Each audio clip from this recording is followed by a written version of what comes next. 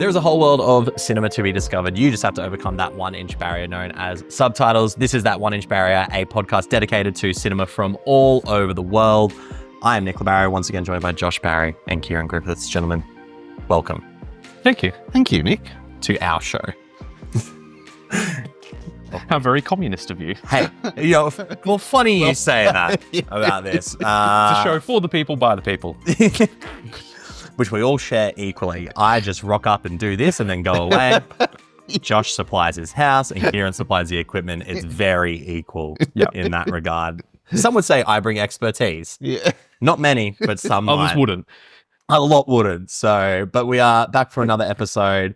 And if you listen to our last episode, which was 4 months, 3 weeks, and 2 days, you would know that we are talking today about Quo Vadis, Aida, which means where are you going, Aida? This is in a summary sort of sense, this is a Bosnian film. Bosnia is not a country we have talked about on the show before, so I thought it was I thought it was cool. There's not a great adjective right now to go to a new country. And for those who are aware of Bosnia's history, not necessarily one that has had, especially in recent history, a good time.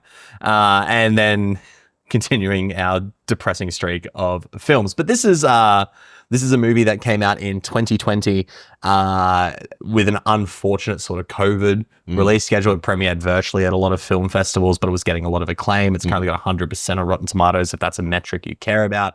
But it's a movie that's quite well critically acclaimed. One that I hadn't seen before this. Had you seen? I've seen it once. You've seen it? And No, I hadn't seen it, but I knew that it was really well reviewed on Rotten Tomatoes. I knew that it did win some awards and was nominated for a few others. Yes. It was on my watch list before you mentioned it. yeah.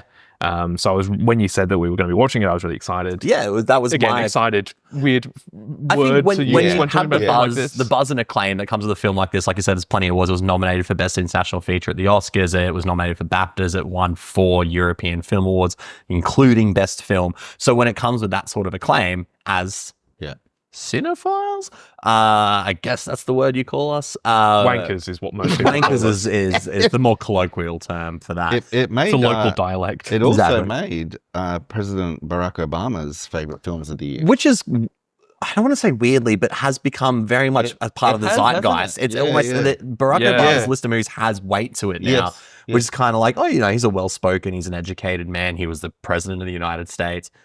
Sure, I'll listen to what he said. To love some movies. Love some movies. And unlike when most politicians post like their top movies of the year on their Spotify Wrapped or something like that, I genuinely believe Obama has watched these films. Yes, films. Yes, he's I not agree. had some intern watch them and go, If write Joe me a list. Biden says like Amelia Perez is on my list, I'm like, no, it wasn't. You didn't watch that.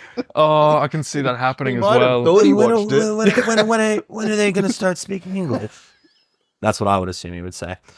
You said you're telling me they're singing the whole thing?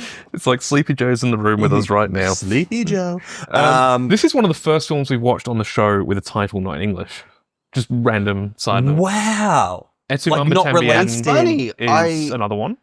Is which one, sorry? Etsu Mama Mama Tambien. Tambien, yeah. Yes. But we That's haven't such an watched interesting... many No. with a title, because obviously they have a title in their own They native are, language. Yeah. But then they would get a title for sort of an English release. I never But this thought is of one that. of the few that we've watched that just has a title in its own language. Yes. That's incredible. I kind of thought that as I was searching for it. Because I was like, normally I don't have an issue with search, Trying to find the... mummy or whatever. Yeah. But this one I'm like, hang on, Q.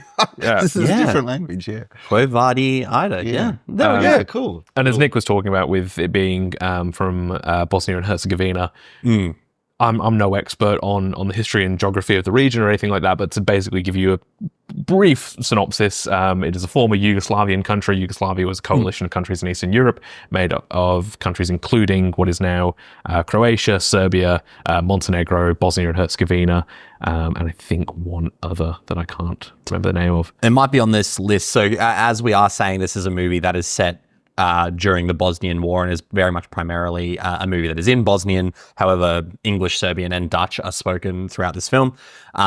It is a co-production between many countries. So it's actually a co-production between Austria, Bosnia and Herzegovina, Croatia, France, Germany, Italy, the Netherlands, Norway, Poland, Romania, Sweden, Turkey, and Montenegro, which is very much a part. I think, was one of the countries that was part of Yugoslavia, Macedonia, I think, as well. Would have been, yeah. Okay. So yeah, I mean, that sort of all broke up, I guess, at the fall or at the end of sort of the Cold War, and the fall of like the USSR and that kind of sort of era.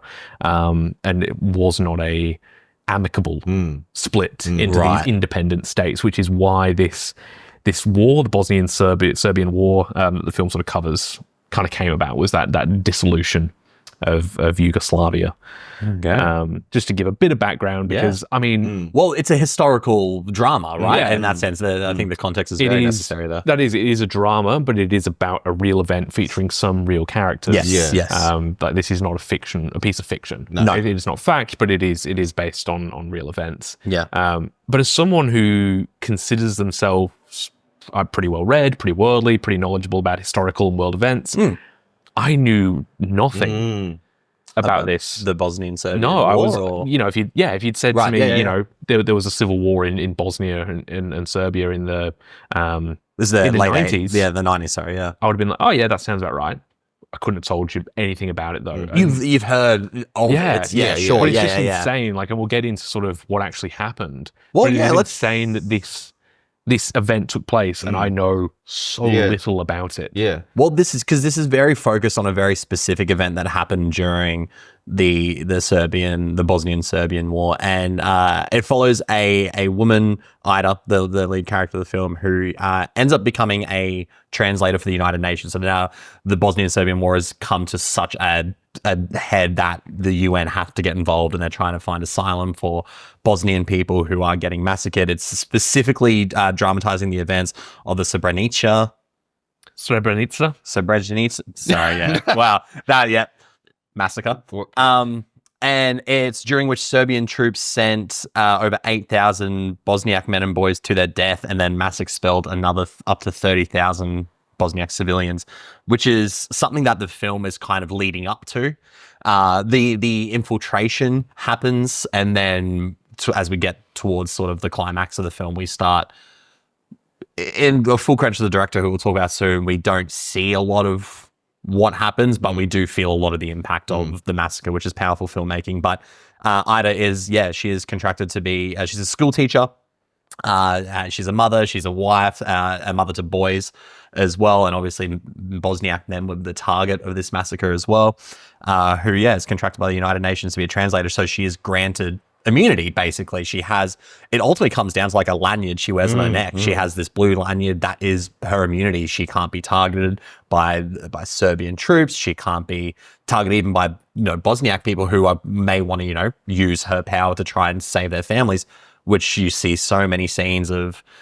Some confronting moments of, you see so many civilians on one side of the fence, and there's this safe passage for the people who do get in, and her communicating with people on the outside. So there's some pretty harrowing moments, but that is predominantly what the film is about. It's a dramatization of those events through a fictional character, but obviously something that would really take place during that time. Yeah. So once the Serbian army arrive in Srebrenica, then because Srebrenica was one of the UN safe zones. Yes. That was established in Bosnia, which was basically the UN saying that refugees can go to these places and they can't be touched. The Serbian army have to stay away from these places, they're safe zones. And the UN in this film, I don't want to say they're the real bad guys, but Jesus Christ, the ineptitude and the incompetence. I think ineptitude and incompetence is a great way of putting it, because when you have teenagers guarding your...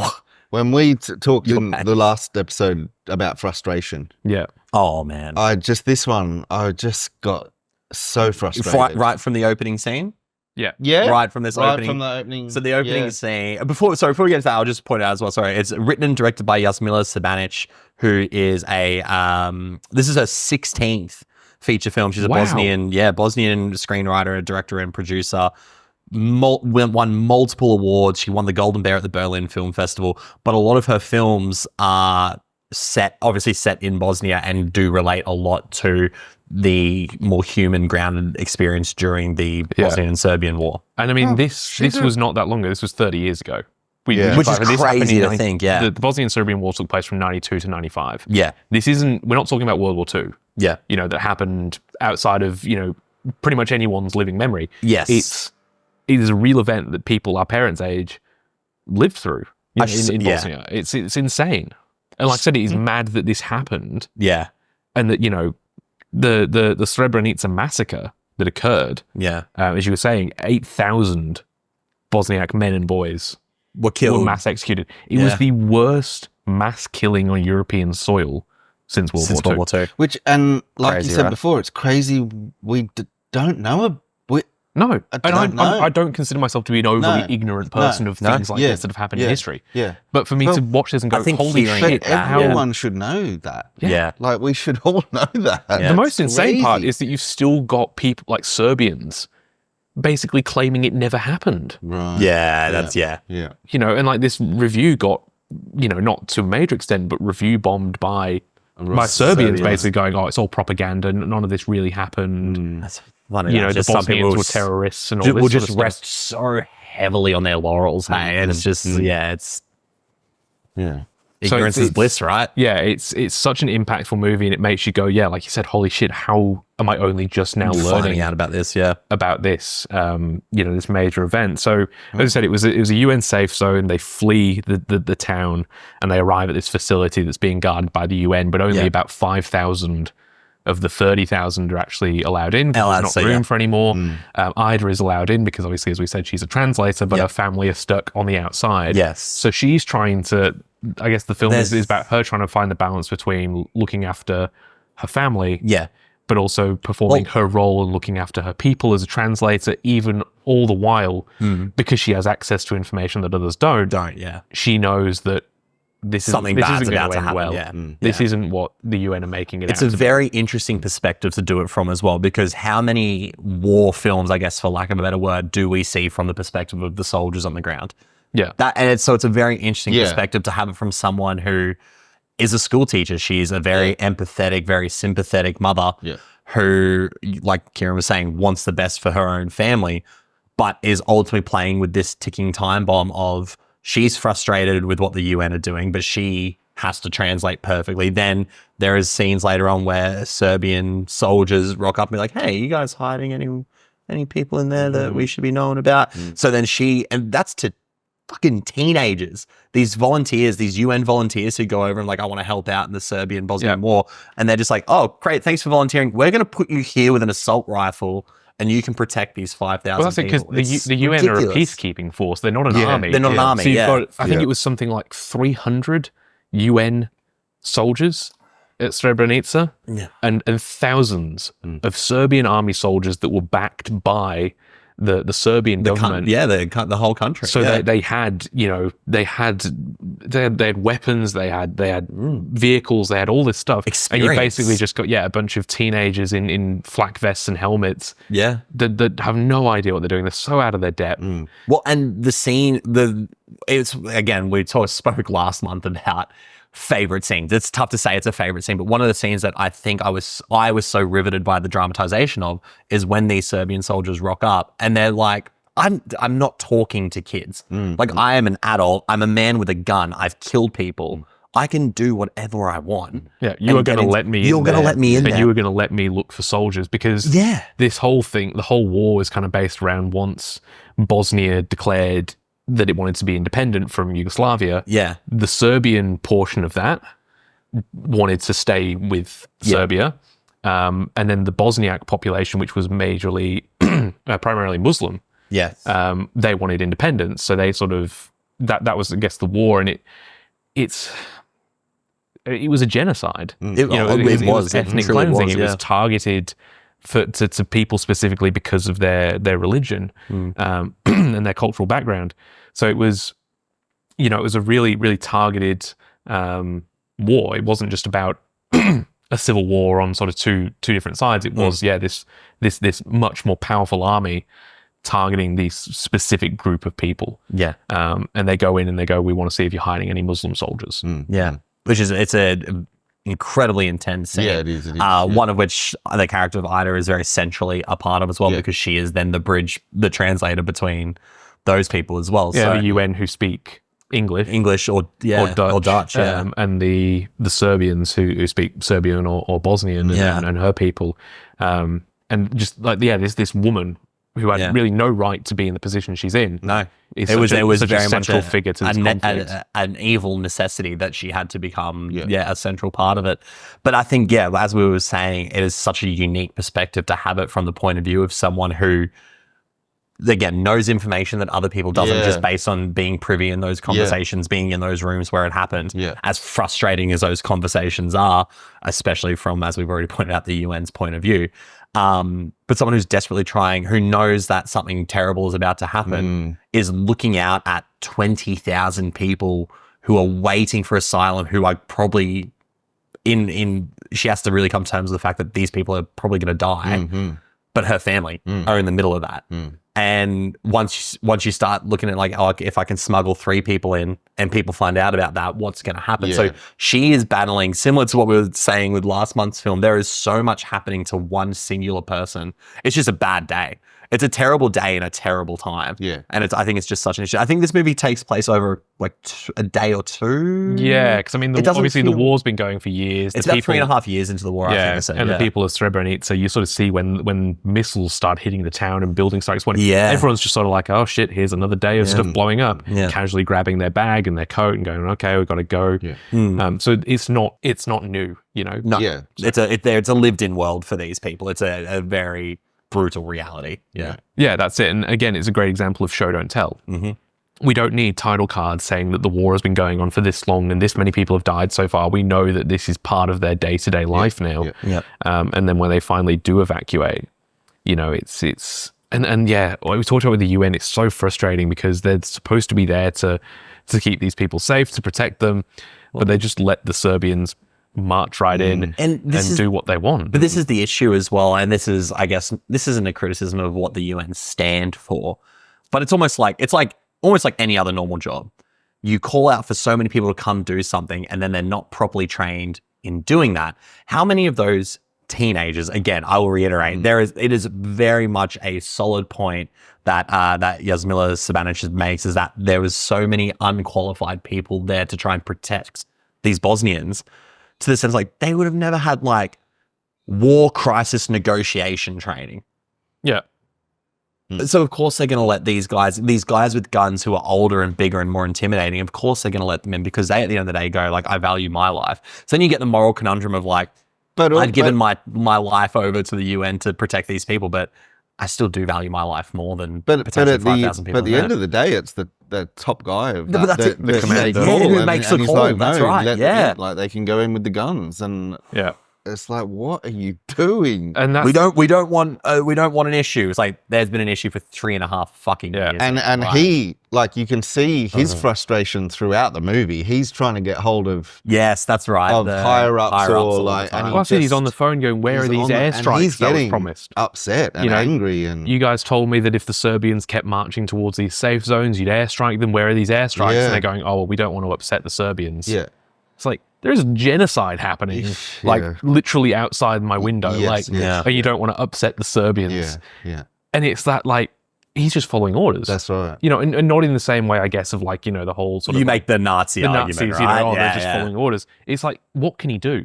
Go out and fight a Serbian army? Yeah, he's going to pick up his own gun and be, And that, you know what? In the Western version of the film, that's what happens. He's like, you know what? I'm going to become the UN man and save all the... Bang, you're dead. Well done, mate. Like, exactly. And that's it. It's preservation of his own life at the end of the day, much like many of the people in this film. Well, that's it. All he can do is keep the people safe that he can keep safe. Yes. You know, the Serbians are saying, you know, we want to round everyone up, put them on buses, and we're going to take them over to this other town.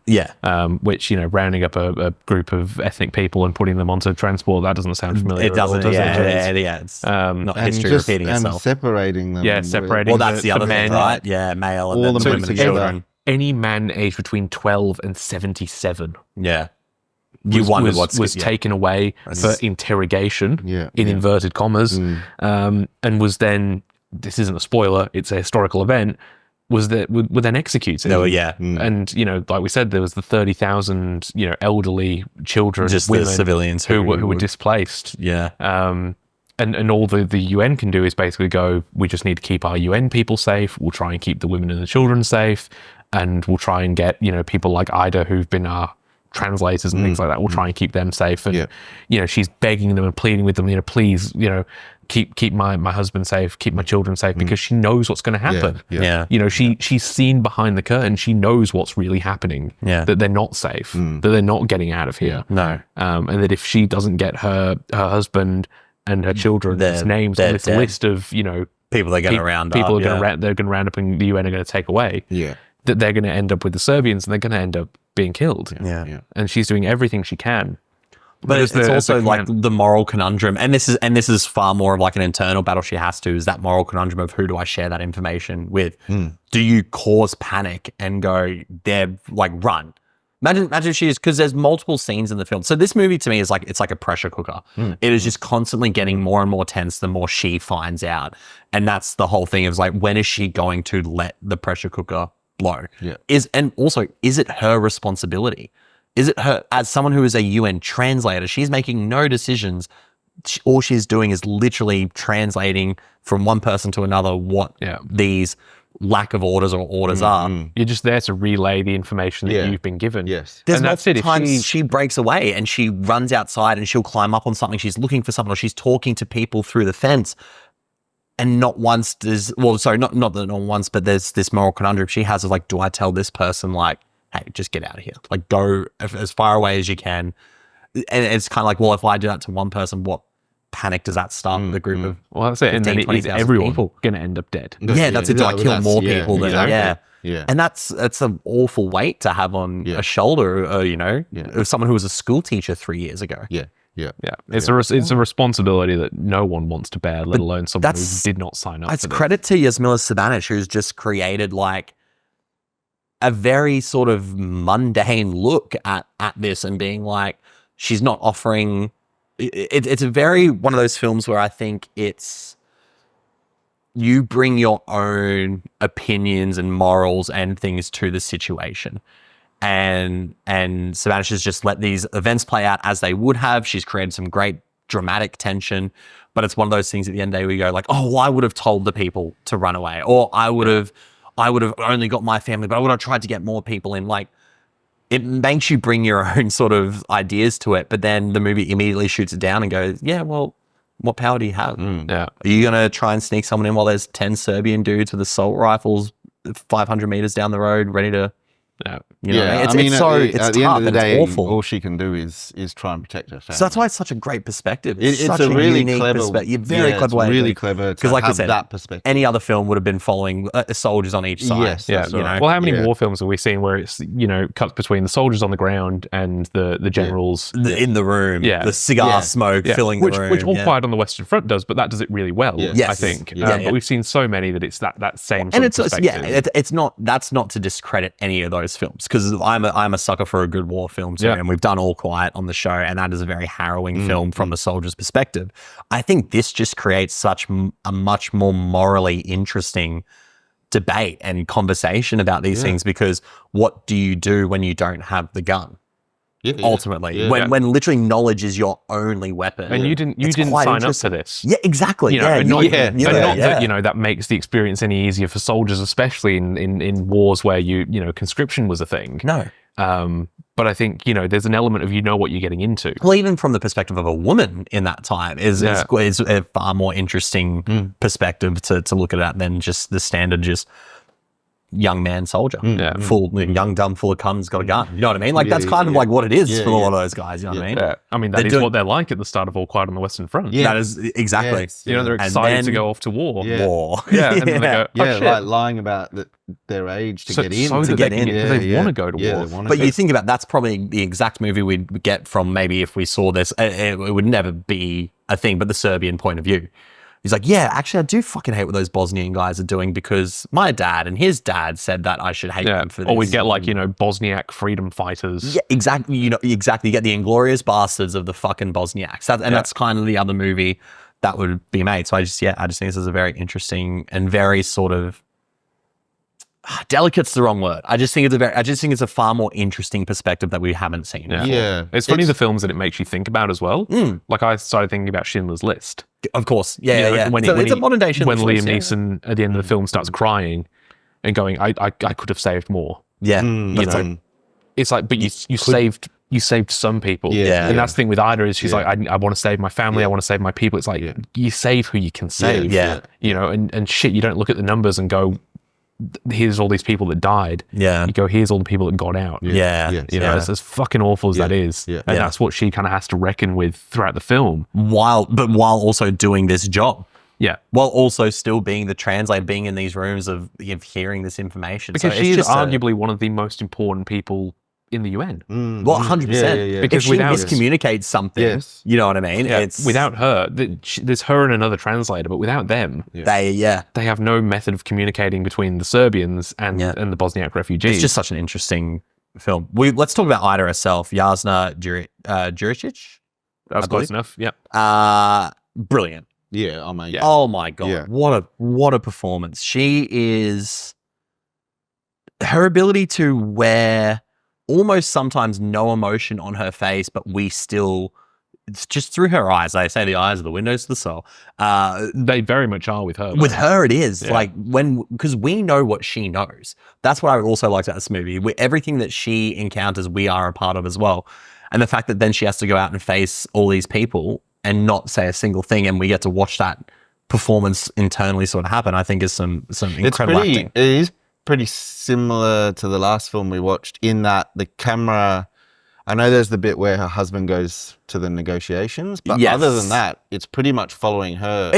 I was actually thinking it's not necessarily like a remarkably shot film. It's a very much observe. It's very matter of fact. Very matter of fact is a great way of putting it. Yeah. But Jasna is Serbian herself.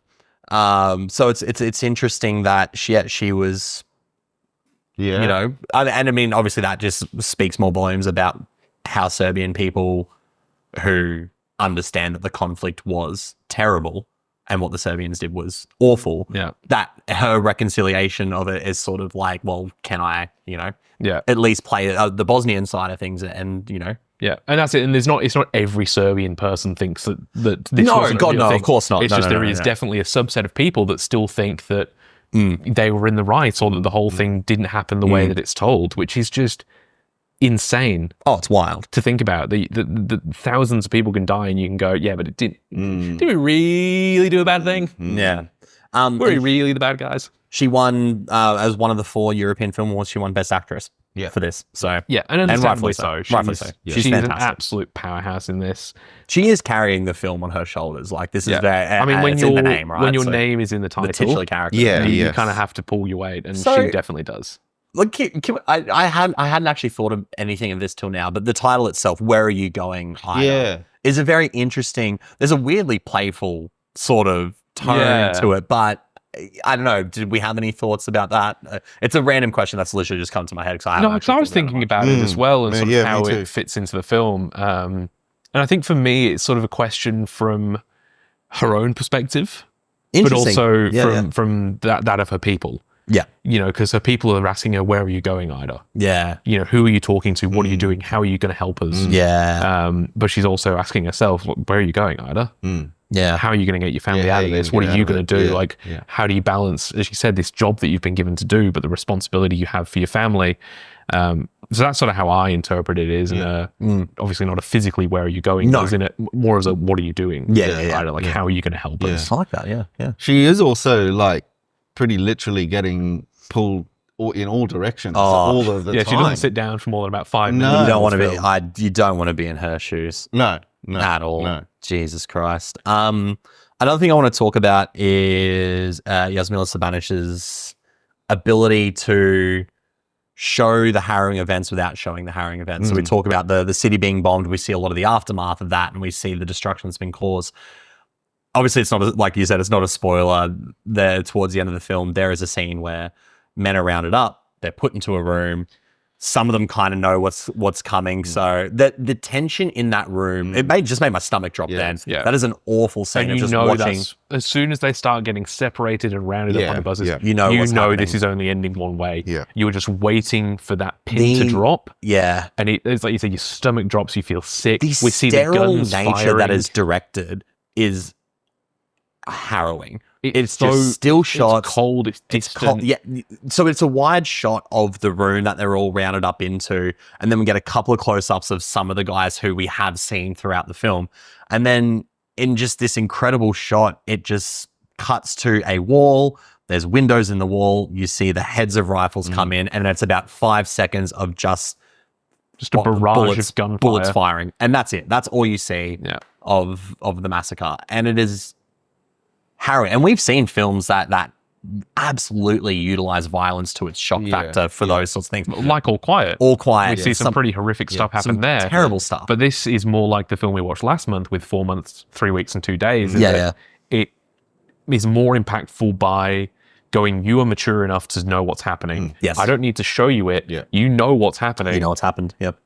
And just let that sit with you. And it does let you just sit with it. It doesn't cut away straight away. No. It just lingers, and you're just sort of sitting there going, holy shit. So there's an interesting argument with film, not necessarily war films in general, but I think about movies like Nitram, which is about the Port Arthur massacre, or films like, I don't know, like that's the one that came to mind. And I think it's something like this, and you kind of go like, showing such atrocities on film and sort of understanding certain perspectives from it.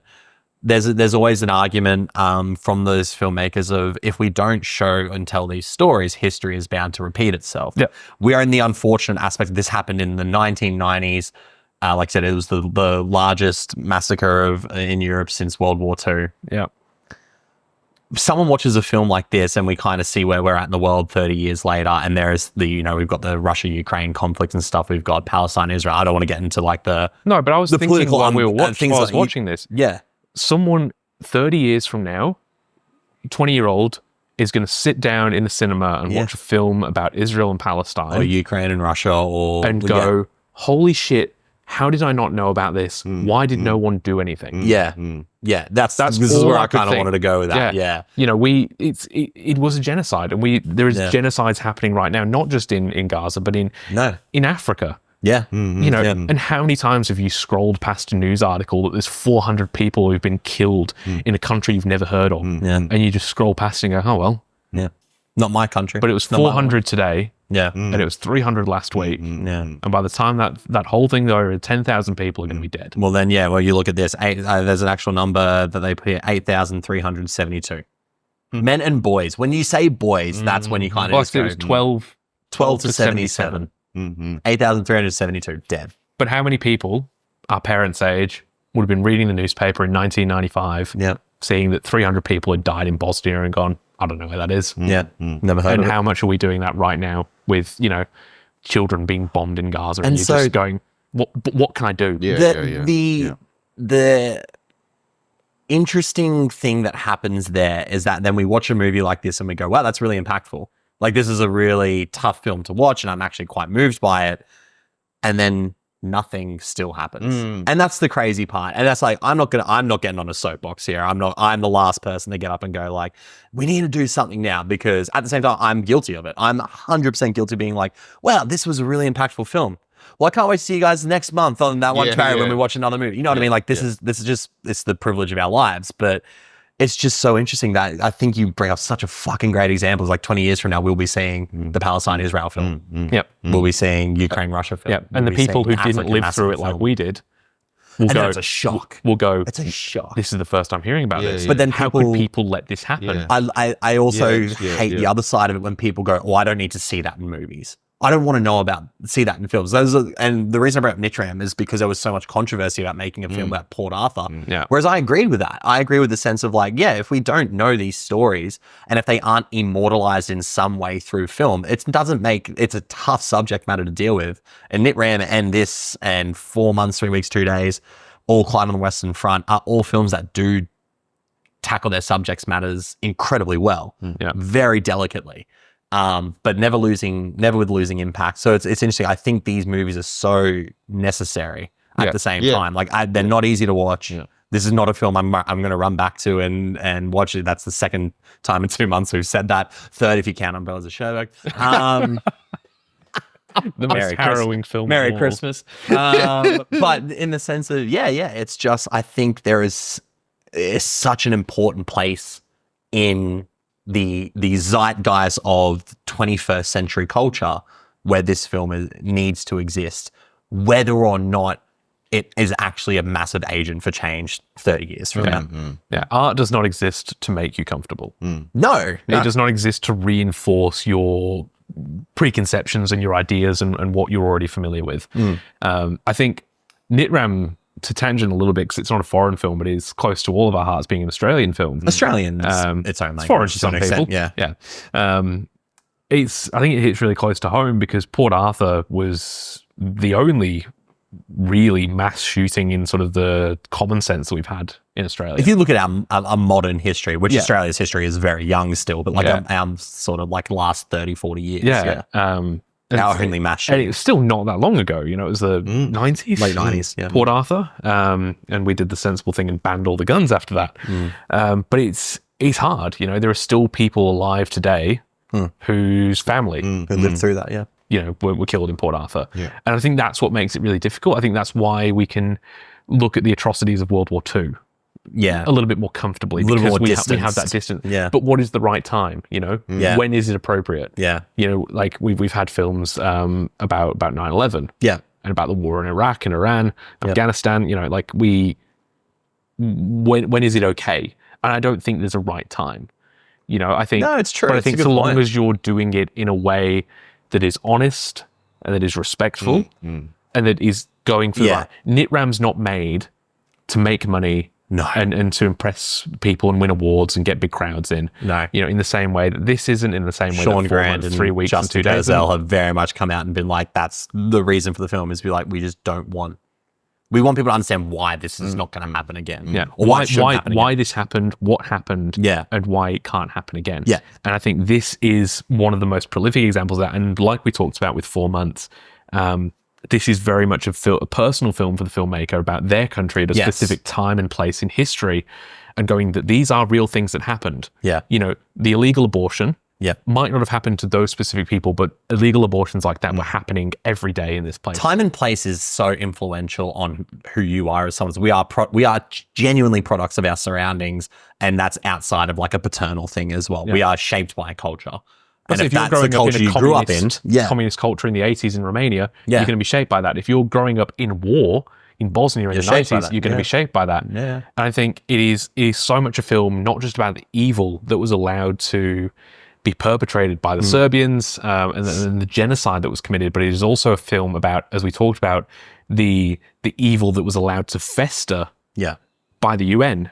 Their incompetency, their ineptitude, their inability to keep people safe, which is what they were there to do. It's, you know, there is a quote that's something to the extent of, you know, evil men thrive when good men do nothing. And that is what this film is a very prime example of that. Is about, you know, like the Serbians were allowed to get away with what they did. It's just as scathing of the UN. The film is just as scathing of the UN as it is of what the Serbians did. And it's not a question of who's more evil. No, it's just. But it is a you know. Can you really say you're but no one's escaping scot-free. That's the other thing. A good person, if you allow this to happen, what could the colonel do? You know, like we said, he's not going to pick up a gun and fight an army on his own. No, but by being complacent and being culpable, like how guilty are you of the genocide? When did you do everything you could? You know, did you just stand by and watch and let it happen to look after yourself? But how many of us would have not looked after ourselves in those situations? And those are the questions that good films make you ask. 100%. You know, the moral conflicts of this sort of cinema is great. I don't have the answers all the time, but that's the best part about it. You know what I mean? If a film's making you think things and feel things, that's generally a pretty. And sometimes not having the answers is a good thing, because then you get to explore more things about yourself. And that's fun. And this is a great example as well of why I hate when people watch like 3 films in a day. Right. Because imagine you watch this and then you follow it up with 2 other movies. Yeah. You do not get any time to let digest it breathe. this. Yeah. That's a good thing that we have this show. Yeah. You know what I mean? It kind of Yeah. lets us do that. Yeah. At the end of Yeah, the you're day. right. You're right. But I think then you watching that's a get big to do thing. that as well. Actually, for the Brisbane Film Festival a couple of years ago, when we went and saw Monster, Yes. and then we had You went Poor into Things Poor afterwards. straight after. Yeah. Yeah, I so went you- home. You guys went and did the double feature with Yeah. Poor Things. Yeah. we And then Poor Things was that great. You kind of Yeah. go like, oh, what was Monster like Yeah. again? Yeah. and I really would need to revisit that film. Yeah. Yeah. Because of that point Yeah. of Festival viewing is always a tough time. It is, yeah. it is. But that film needed time. For Yeah, me. sort So of sit not with you. not every film does. No, not every, no. But I think no. you benefit so much from having that time to process. Yeah. Yeah. Which is why, it's such a pet peeve of mine, but I hate when I see, we've just got to the end of the year, we've seen people posting their stats from Letterboxd Yeah. and people Yeah. going, I watched 700 films Yeah. this year. Yeah. I'm going, Ah, but Yeah. you watched them, But did you? but did you Yeah. appreciate them? Did you understand them? Did you get time to connect with them? I love being able to watch one film in a day because it allows me that time to ruminate on it. Like, yeah, you're not watching, I don't know, a Marvel film. It's always my example, the Marvel films like that sort of real superhero entertainment schlock. Yeah. You don't need time to process that. No, But with this, I went on YouTube and I was looking up, half an hour videos of just give me the rundown of the What was happening, Srebrenica yeah. massacre, give me a rundown of the Yugoslavian war, tell me about, the colonel or the general Ratko Mladic, Oh yeah. who is currently in prison for war Serbian crimes. war crime. Yeah. Yeah, he was the Serbian leader. I wanted to know more. Yeah, yeah. I wanted more information. I felt, even though I wasn't even born in 1995, I felt guilty. I felt like, shit, yeah. why didn't I know about this? Why didn't we do anything? Yeah. And that's why I talk about, Ukraine and Russia and Yeah, yeah. Israel and Yeah, yeah, Palestine. yeah. It's, you go, Because it's still relevant. It's relevant Yeah. now. As much as what we were talking about last month with last month's film, it's still unfortunately something we're talking about. that's it. This now. isn't distant history. It's not Yeah. World War II. This was 30 years ago in Europe. And sadly, I don't think you're going to show Putin this film, and he's going to be like, "Oh yeah, what I'm changed doing man. is bad." But it's about what we can, well, at least what we can take away from it, and Well, that's not it. just Yeah, and understand it's bad. And it's That's just the other about thing. bringing it into conversation Yeah, again as well. 100%. yeah. Yeah. And I think being aware. Yeah. Like yeah. if you can't do anything, Yeah. at least be informed. Yeah. Because the worst thing you can be is complicit. Yeah, And the second worst thing you can be is ignorant. Ignorant. Yeah. Yeah. Wow. Favorite performances as we I mean, try and transition now towards the end of the episode. I mean, the obvious one is obviously Jasmila Žbanić, who plays Aida. She's incredible. Yeah. But I like to try and look outside of the main Yeah, yeah, performances, yeah. and I thought that Johan Hellenberg, who plays Colonel Tom Caramans, who is sort of the a very head stressed of the performance. UN Yeah. delegate there. Yeah. You did bring it up a couple of times. Yeah. Yeah, he's What a he's really tash. powerful, solid What What a tattooed. solid. That's Him that's and, up there. Him and Count Orlok currently in the last 2 weeks, and Timothy Chalamet. We've seen some great mustaches on our screens lately. But he is very good though. Yeah, and He is very- he's a very, again, conflicted character because, as we've Yes. talked about, what are you to do in his position? Yeah. Yes. He's basically being told by the people higher up than him, just do what you can. Try not let anyone get genocided today. Yeah. That Let's scene- avoid one genocide today. That scene when Yeah. he's on the phone and he gets so frustrated at them that Yeah. they hang up on him. Yeah. And it's a powerful. Yeah, he's basically going, there are people dying here, Yeah. please help me. And they hang up on him. Yeah. like, So I think, wow. outside of the main performance of Yeah. Aida, who is fantastic, I think he Yeah. really conveys that helplessness Yeah. from a person who should be in more of a position of authority and power than he is. He should be the one that everyone's looking to keep them safe, to give them answers, and he has nothing. Yeah. And I think in the same way that Ida's in an unenviable position of having to be the translator, he is in the unenviable position of being the man who's supposed to have the answers, Yeah. and he has none. Yeah. Yeah. Star ratings. Just quickly before we do Oh, that. no. Yeah, please. I just was looking up the director. Yes. She did, since then, she's done an episode of The Last of Us. She did, yeah. Ooh. Episode 6. I don't remember which one episode 6 That's but the they were, second last yeah, episode. they were I all believe. great Kid- episodes. yeah. So Yeah, I believe that's the second last. And in pre-production is a sequel to this film. Oh, okay. And it's going to basically go into the aftermath of of what happened in the first film. You don't see sequels to these kind of films No. very often, do you? Okay. So depicting the consequences faced by Bosnian women who lost their husbands and sons in the genocidal conflict. So- That's going to be depressing. yeah. Again, before we get into starring, something I did want to talk about, and that's just reminded me. Yeah. The other thing that's really fucking haunting about this movie Yeah. is that so many people who were guilty of all the terrible things that happened got away with it. Yeah. Really? You know, like we had, shit. obviously, we talked Yeah, about wow. Ratko Mladic Yeah. was tried for war crimes, but that didn't happen until in the last 10 years. Yeah. The leader of Serbia at the time Yeah. was also tried for war crimes at The Hague. Hague? Hague, I believe, yeah. Yeah. But there's a scene where at the end of the film, Aida is back teaching at the school. She's returned to Srebrenica. And she's teaching at the school, and the kids from her class are putting on a performance on the stage, and we see the parents in the audience watching the kids, and we see a woman who was chosen to be sort of a delegate for the people who has to go and talk to the colonel. Yeah. Yeah. And we see her in the audience. Yes. You know, obviously without her husband or her Yeah. children, because they were killed. Yeah. And then we see one of the Serbian Yeah, soldiers, the guy who basically forces his way into the compound to look for the Bosniak soldiers. Yeah. We see him Yeah. sat in the audience Yeah. alongside women whose Yeah. husbands he would have killed. Yeah, That was tough. Yeah, And confronting. and again, that's not a dramatization. No, that's that happened. These people would have had to go back Yeah. to their towns and live alongside Yeah. the people who, murdered their family. Yeah. And Yeah. I think that was the scene that really broke me. Yeah. I think that Yeah. was. I think I'm getting that upset sounds like talking about something it that's now. going to then be explored more in the Yeah. sequel, That's which is right. very That's right. Yeah. Like, confronting yet I interesting. don't normally get emotional with films. I'm not. Yeah. I'm pretty cold with this stuff normally. Yeah. I watch stuff and I'm like, oh, that's Yeah, sad. you but, can disassociate. Yeah. but the last film and this film have Yeah. really, worked something up in me. Really, And I think that was the scene where I went, because awful shit like that happens. You know, war and genocide. Like it's awful. Yeah. But it's like the good guys win and it's all okay in the end. You know. Yeah. But I think to do all this terrible shit and just go on living your life, Get away with alongside Yeah, the people yeah. who you committed these things against. It's terrible. Fuck, that's hard. It's my rough. God. It's and fucking rough. that really happened, and that's Yeah. Yeah. All right, star ratings. Jeez. Do you want? Yeah, you can get- I'm going. It's a super strong 4. Yeah. super strong 4. Yeah. Again, I think we can just look back at the last film, the last month's film, be similar notes of. Yep. It's tough to watch, Yeah. but it's very important. Yeah. It's a fantastic lead performance. Yeah. Yeah.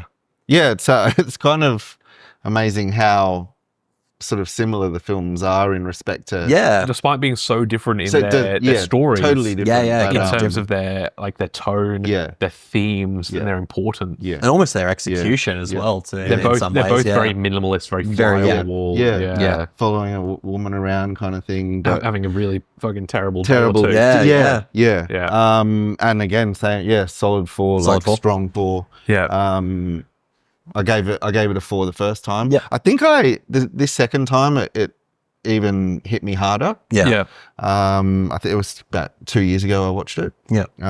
But yeah, I was really like I audibly gasped Gaspers a couple of times at the Yeah. end. Like And so much, both of the films that we've watched in the last couple of months, so much about time and place. Yes. Obviously, every Yeah. film, the setting matters. yeah. But But these are so personal to the they're directors very of going, specific. I want to showcase what it was like to be in this specific place at this specific time. Yeah. Whether that is communist Romania, whether that is Yeah. you know, Yeah. during Bosnia during a civil war, Yeah. and you feel so embedded in what was happening at that time. Yeah. And it's so personal to that director in the same way that we've talked about Quaron when he talks about Mexico in his childhood. It's very personal. Bong Joon-ho in South Korea. The setting feels like such an integral part of the story that they're trying to tell.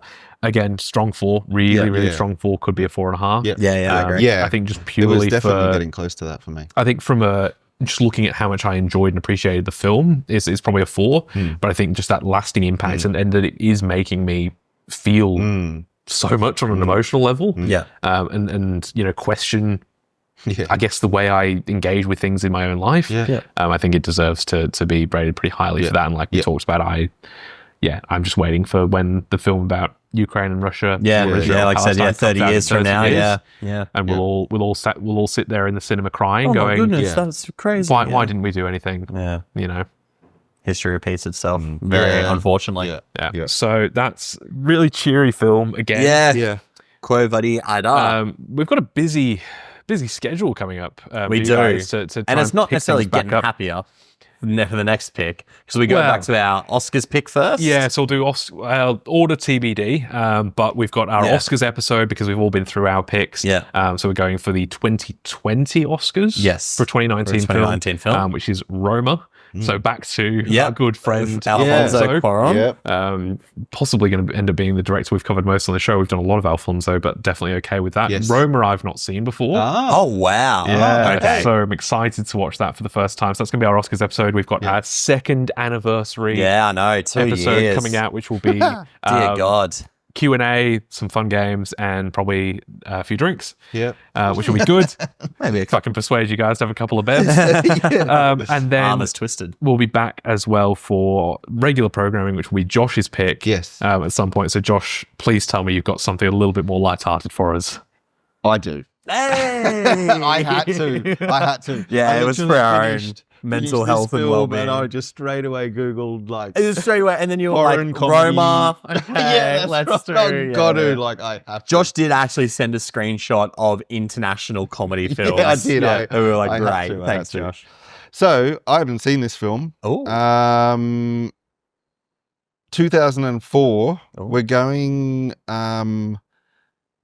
martial arts film. Okay. oh, We're Wait. doing yeah. Okay, no, sorry. I jumped. I We're jumped to a not conclusion. doing Rush Hour. because all, I wanted to. I was like, sure, Jackie Chan's in that. How surely. good. And I actually was looking at some Jackie Chan. I was looking at like Police Story, Police or Story and something. stuff. Yeah. Then I watched the trailer to Drunken Master. Drunken which looked Master. hilarious. Wow. But this is pretty highly rated. Okay. 2004, Stephen Chow, I think I know what it is. Kung Fu Kung Fu Hustle. Hustle. Yeah. I've never heard of it. You Oh, haven't heard of dude. it? No. Have you I've seen it? Kung Fu Have you Hustle, seen it? and I love this Okay, movie. cool. I love this Because I movie. also wanted to do we tried to do an action one. Yes. And ended up wasn't for Not- well. Oh yeah, with subtitles with Sisu. Nick, can you confirm that Kung Fu Hustle is not in English? I'm pretty certain it's not in I English. mean, I was searching. I'm pretty certain it is in Cantonese. Yeah, cool. Whew, Okay. okay. And- We've not done a Chinese film. Oh no, we did Hong Kong. So yeah, no, yeah, I haven't done a cool. Chinese I film. Yeah, didn't- Oh, right. Is Kung Fu Hustle actually like proper Chinese? I believe countries are Hong Kong and China. Yeah. It's like Also it's 95 minutes long.